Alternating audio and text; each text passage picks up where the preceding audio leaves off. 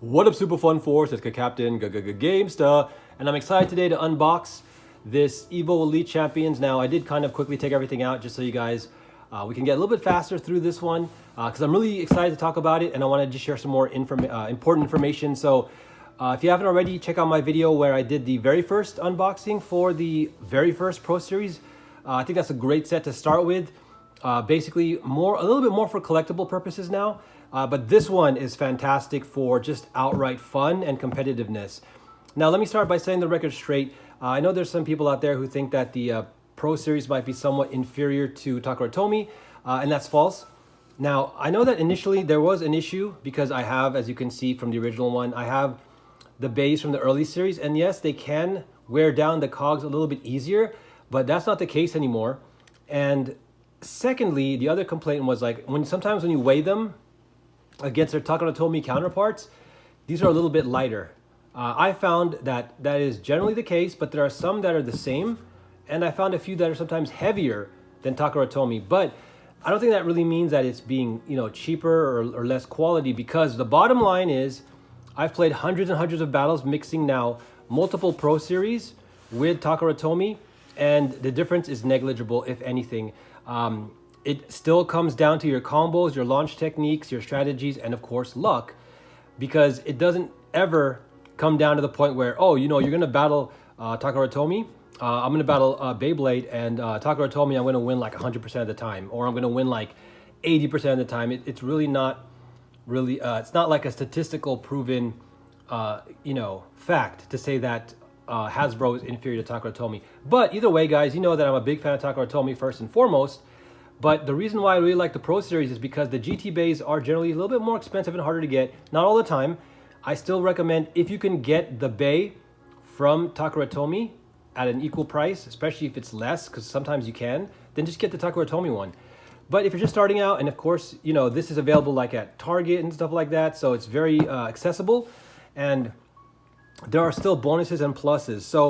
So for example, with this set, the reason why I grabbed this one is because I wanted a duplicate like mint condition collectible for Blue Valtryek.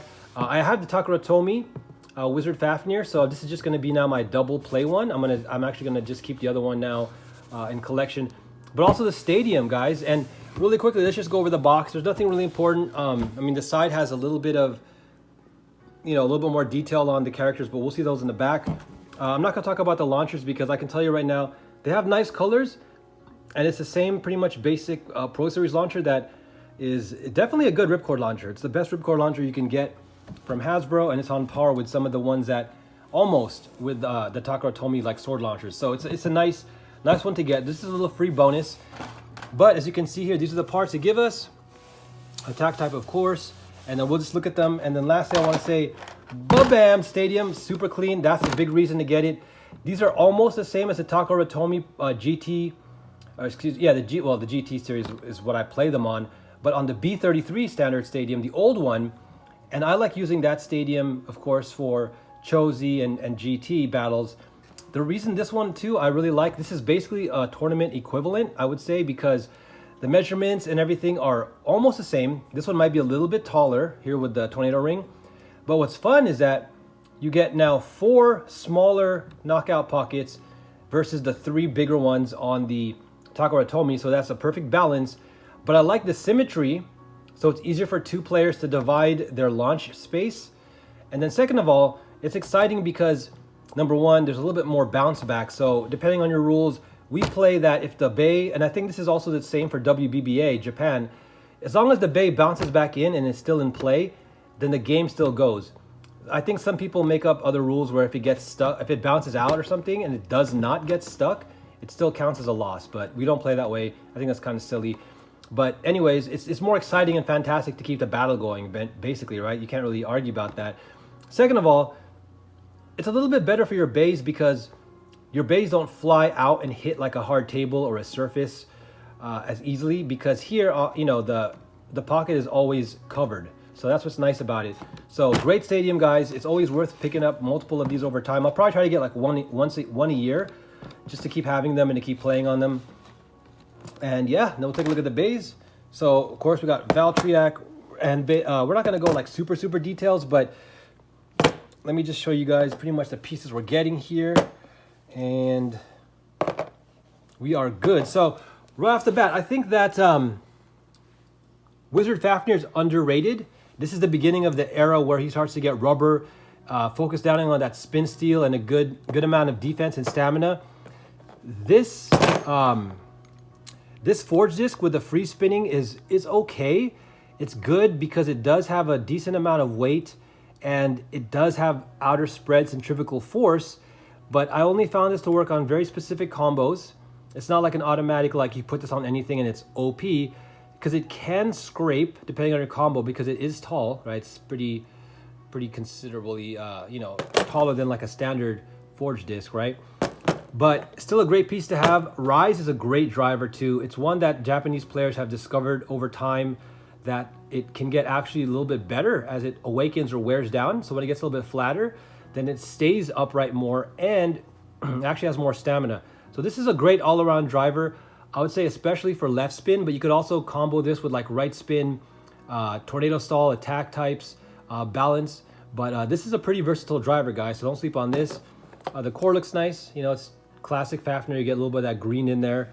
And then, of course, they give you the weight that has the 2 points on the middle of each side. So there you go. And then Valtryek, my boy, Valkyrie. So I just think this looks great. I think, though, I've been trying to play with this, and you can, over the last 2 years, you can sometimes get knockouts and victories with it. It's still a tough combo to build because this might be his weakest iteration, kind of, because the gimmick that I'm still trying to experiment with is the air vents up here. That's supposed to give it maybe more speed, more mobility, but it's pretty hollowed out. It almost looks like a generic Hasbro Beyblade, sadly, if not, the added screws and stuff like that, but of course the layer weight. So it does suffer a little bit in that regard. That being said, Sting gives it some decent weight. This is a fantastic forge disc. Get these whenever you can. This is just such a good combo piece for a lot of bays. And then, of course, they gave us Extreme Dash. Oh, sorry. I put the metal one here. Oh, it's fine. That's right. They give you the purple one. So I do have the purple one. I got the Takara Tomy one from the Hades. And let me actually grab the one. I think I do have the Hasbro one just right over. Do I have it over here? Oh, I do.